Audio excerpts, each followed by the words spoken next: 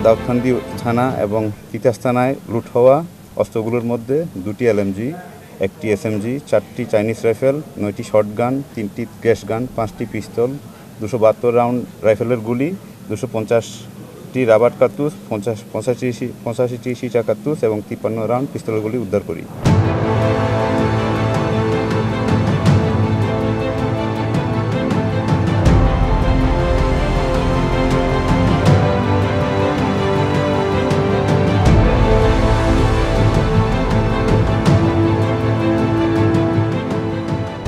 গত 3 দিনে আমাদের কুমিল্লা জেলা থেকে 28টি অস্ত্র উদ্ধার করেছি। তার ভিতরে আপনার 4টি রাইফেল, 5টি পিস্তল, 9টি শটগান, 2টি এলএমজি এবং 1টা এসএমজি, এবং আমরা টোটাল 667টি রাউন্ড তাজাগুলি উদ্ধার করতে সক্ষম হই।